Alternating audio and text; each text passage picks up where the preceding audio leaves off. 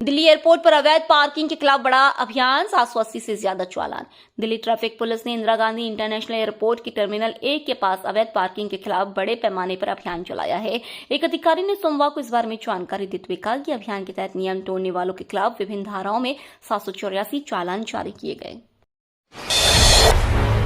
दिल्ली में रिकॉर्ड तोड़ गर्मी, रात में भी 27 डिग्री के पार हुआ पारा। गर्मी के लिहाज से दिल्ली वालों के लिए वीकेंड उमस भरा और लू की चपेट में रहा। यहाँ तापमान अब 40 के पार जा रहा है। हालात ये हैं कि देर और तड़के सुबह भी मौसम में नरमी देखने को नहीं मिल रही है। सोमवार को दिल्ली का न्यूनतम तापमान 27.2 डिग्री सेल्सियस दर्ज किया गया, जो सामान्य से 3 डिग्री अधिक है और अप्रैल में 6 साल में सबसे अधिक है। भारत मौसम विज्ञान विभाग के आंकड़ों के अनुसार 25 अप्रैल 2019 के बाद से यह दिल्ली में रात का सबसे अधिक तापमान है। कोंडली नहर में 2 व्यक्ति डूबे, एक की मौत, दूसरे को राहगीरों ने सुरक्षित जांच में जुटी पुलिस।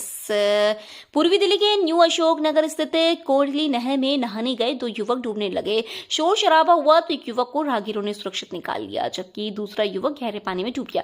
बाद में मामले की सूचना पुलिस, दमकल विभाग और बोट क्लब को दी गई। खबर मिलते ही बचाव दल मौके पर पहुंच गया। काफी देर तक युवक की तलाश की गई। बाद में उसका शव नहर से बरामद कर लिया गया। मृतक की शिनाख्त सतपाल के रूप में हुई। पाकिस्तानी महिला की याचिका पर सुनवाई से इनकार। पहलगाम हमले के बाद किया था दीर्घकालिक वीजा के लिए आवेदन।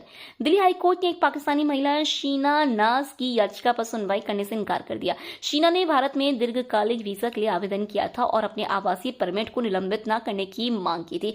उसकी शादी एक भारतीय नागरिक से हुई है और उन्होंने 23 अप्रैल को दीर्घकालिक वीजा के लिए आवेदन किया था। पहलगाम आतंकी हमले के बाद केंद्र सरकार ने 24 अप्रैल को पाकिस्तानी नागरिकों के लिए वीजा सेवाएं निलंबित करने का फैसला किया और उन्हें 27 अप्रैल तक भारत छोड़ने का निर्देश दिया। भारत कभी भी बोल सकता है हमला, रक्षा मंत्री के बयान से पाक में हड़कंप।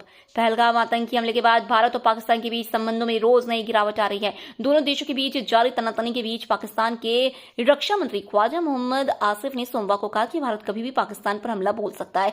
रॉयटर्स को दिए एक इंटरव्यू में उन्होंने यह बात कबूल की है। उन्होंने कहा कि इस संकट को देखते हुए पाकिस्तान ने सीमा पर सेना की तैनाती बढ़ा दी और उन्हें अलर्ट मोड में रहने को कहा गया है। सीमा हैदर की होगी पाकिस्तान वापसी या भारत में रहेंगी? पहलगाम आतंकी हमले के बाद जिले से किसी भी पाकिस्तानी नागरिक को अब तक वापस नहीं भेजा गया। गौतम बुद्ध नगर में महज 5 पाकिस्तानी नागरिक है। सभी के पास लंबी अवधि का वीजा है। वहीं अवैध रूप से भारत में रह रही सीमा हैदर के पाकिस्तान वापसी पर असमंजस बरकरार है। भारत सरकार ने सार्क वीजा पर आने वाले पाकिस्तानी नागरिकों को 48 घंटे के भीतर उनके वतन वापस भेजने का निर्णय लिया है। गाजियाबाद में 20 साल बाद 65% फ्लैट भी नहीं बने बिल्डरों पर अब होगी कार्रवाई। गाजियाबाद में इंटीग्रेटेड टाउनशिप का लाइसेंस लेने वाले बिल्डरों ने करीब 20 साल बाद भी 65% फ्लैट नहीं बनाए। GDA की ओर से अब EWS और LIG फ्लैट नहीं बनने वाले बिल्डरों पर सख्ती की जाएगी। इन्हें प्रोजेक्ट कंप्लीशन सर्टिफिकेट तब तक नहीं दिया जाएगा जब तक EWS और LIG फ्लैट भी तैयार नहीं होंगे। जूना अखाड़े के महामंडलेश्वर ने 4 धाम यात्रा में गैर हिंदुओं के प्रवेश पर पूर्ण प्रतिबंध लगाने का मांग। उत्तराखंड के ऋषिकेश में स्वामी नारायण घाट पर धर्म संसद का मंच सजा। धर्म संसद की देवभूमि की महिमा सेशन में जूना अखाड़े के महामंडलेश्वर स्वामी प्रबोधानंद गिरी, ऋषिकेश के जगन्नाथ धाम के महंत लोकेश दास और साध्वी जया भारती ने शिरकत की। स्वामी प्रबोधानंद गिरी ने उत्तराखंड को देवभूमि कहे जाने की पृष्ठभूमि पर प्रकाश डाला। महंत लोकेश दास ने 4 धाम यात्रा के आध्यात्मिक और सामाजिक पहलुओं की चर्चा की। साध्वी जया भारती ने कहा कि तीर्थ यात्राओं को लेकर अब लोग पहले से प्लान कर रहे हैं। उन्होंने कहा कि आध्यात्म से जुड़ी परंपराएं हमें अंदर की ओर जाने के लिए प्रेरित करती है। अतिक्रमण रोकने के लिए बनाई जा रही दीवार, सुप्रीम कोर्ट ने कहा 5-6 फीट हो जाए। गिर के सोमनाथ मंदिर के पास अतिक्रमण रोकने के लिए गुजरात सरकार कंपाउंड के चारों तरफ दीवार बना रही है। इस मुद्दे पर सुप्रीम कोर्ट ने कहा है कि इस दीवार की ऊंचाई 5-6 फीट होनी चाहिए। जस्टिस BR गवई और ऑगस्टिन जॉर्ज मसीह की पीठ ने यह निर्देश दिया है। एक व्यक्ति ने इस दीवार के खिलाफ याचिका लगाई है और कहा है कि यह दीवार इसलिए बनाई जा रही है ताकि कोई अंदर ना घुस। ब्रिक्स की अहम बैठक में शामिल नहीं होंगे विदेश मंत्री और NSA डोभाल। पहलगाम में हुए आतंकी हमले के बाद भारत और पाकिस्तान के बीच बड़े तनाव के चलते भारतीय विदेश मंत्री S जयशंकर और राष्ट्रीय सुरक्षा सलाहकार अजीत डोभाल ने ब्राजील में 30 अप्रैल को होने वाली ब्रिक्स विदेश मंत्रियों और राष्ट्रीय सुरक्षा सलाहकारों की बैठक में शामिल नहीं होने का फैसला किया है। इनकी गैर मौजूदगी में भारतीय ब्रिक्स शेरपा बैठक में भारत का प्रतिनिधित्व करेंगे। किसान की आड़ में देशद्रोही नरेश टिकैत के एक बयान पर भड़क पड़े दिल्ली के मंत्री। पहलगाम हमले के बाद केंद्र सरकार ने पाकिस्तान के खिलाफ बड़ा कदम उठाते हुए सिंधु जल संधि पर रोक लगा दी थी। भारतीय किसान यूनियन के अध्यक्ष नरेश टिकैत ने इस फैसले को गलत बताया था। उन्होंने कहा था कि किसान भारत का हो या पाकिस्तान का, पानी न मिलने से उसका नुकसान होगा। इसी के साथ उन्होंने यह भी कहा था कि इस तरह के पुराने समझौते नहीं तोड़ने चाहिए। नरेश टिकैत के इस बयान के बाद दिल्ली के मंत्री में मजिंदर सिंह का बयान सामने आया है। उन्होंने इसे देशद्रोह करार दिया है। राष्ट्रपति ने 71 लोगों को पद्म अवार्ड से सम्मानित किया। देश की राष्ट्रपति द्रौपदी मुर्मू ने राष्ट्रपति भवन के गणतंत्र मंडप में आयोजित नागरिक अलंकरण समारोह 1 में वर्ष 2025 के लिए पद्म पुरस्कार प्रदान किए। राष्ट्रपति द्रौपदी मुर्मू ने कुल 71 लोगों को पद्म अवार्ड से सम्मानित किया, जिसमें 4 पद्म विभूषण, 10 पद्म भूषण और 57 पद्म श्री पुरस्कार शामिल हैं। 71 लोगों की इस लिस्ट में सुशील मोदी और पंकज उधास को मरणोपरांत पद्म भूषण प्रदान किया गया। भारत पाक तनाव के बीच तालिबानी सरकार से मिले भारतीय राजनयिक, इन मुद्दों पर हुई चर्चा। भारत के विदेश मंत्रालय के विशेष प्रतिनिधि और अफगानिस्तान, ईरान और पाकिस्तान विभाग के महानिदेशक आनंद प्रकाश ने अफगानिस्तान के विदेश मंत्री मौलवी आमिर खान मुत्ताकी के साथ मुलाकात की। इस बैठक में उनकी चर्चा द्विपक्षीय राजनीतिक संबंधों को मजबूत करने, व्यापार और पारगमन सहयोग को बढ़ाने और हाल ही के क्षेत्रीय घटनाक्रमों पर विचारों के आदान प्रदान पर केंद्रित थी।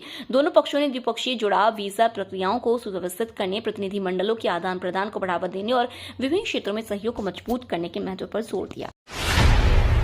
भारत में अब नहीं चलेगा पाकिस्तानी प्रोपेगेंडा, बैन किए गए शोएब अख्तर सहित कई न्यूज के यूट्यूब चैनल्स। जम्मू कश्मीर में हुए पहलगाम आतंकी हमले के बाद से भारत और पाकिस्तान के बीच तनातनी जारी है। अब भारत सरकार ने पाकिस्तान के खिलाफ नया एक्शन लिया है। केंद्र सरकार ने कार्रवाई करते हुए कई पाकिस्तानी यूट्यूब चैनलों पर प्रतिबंध लगा दिया। इस फैसले के साथ ही भारतीय यूट्यूब यूजर्स के लिए शोएब अख्तर, आरजू काजमी और सैयद मुजम्मिल शाह जैसे पाकिस्तानी चैनलों तक पहुंच प्रतिबंधित कर दी गई है। भारत के साथ धोखा, चीन के बाद तुर्की ने पाकिस्तान को दिया हथियारों का जखीरा। पहलगाम हमले के बाद भारत और पाकिस्तान के बीच तनाव बढ़ गया है। इस बीच एक रिपोर्ट सामने आई है जिसमें दावा किया गया है कि तुर्की ने पाकिस्तान को हथियारों का जखीरा भेजा है। बताया जा रहा है कि तुर्की से कार्गो फ्लाइट्स के जरिए हथियार इस्लामाबाद पहुंचाया गया है। यह वही तुर्की है जिसने हाल ही में भूकंप के बाद भारत से मदद ली थी, लेकिन अब वही तुर्की पाकिस्तान को हथियार से मदद कर रहा है। तुर्की एयरफोर्स का C-130 हॉर्क्यूलिस सैन्य विमान कराची पहुंचा। इसमें हथियार थे। सूत्रों के हवाले से मीडिया में खबर है कि कम से कम 6 C-130 कार्गो विमान पाकिस्तान पहुंचे हैं। पहलगाम हमले के बाद इतने पाकिस्तानियों ने छोड़ी भारत की धरती, आज खत्म हो रही deadline. Attari Wagah international border से आज 145 पाकिस्तानी नागरिक वापस गए, जबकि पाकिस्तान से 275 भारतीय वापस आए। पहलगाम आतंकी हमले के बाद भारत और पाकिस्तान ने एक दूसरे देशों के नागरिकों का वीजा रद्द कर दिया था और 48 घंटे में देश छोड़ने को कहा था। सरकार ने 12 तरह के शॉर्ट टर्म वीजा धारकों को भारत छोड़ने का निर्देश दिया है। मेडिकल वीजा वालों के लिए समय सीमा आज तक है। केंद्रीय गृह मंत्री अमित शाह ने सभी मुख्यमंत्रियों को निर्देश दिया है कि कोई भी पाकिस्तानी नागरिक तय समय सीमा के बाद भारत में न रहे। ये तो थी आज की बड़ी खबरें। रोजाना ऐसी ही सबसे पहले अपडेट पाने के लिए चैनल को सब्सक्राइब करना बिल्कुल ना भूलें। धन्यवाद।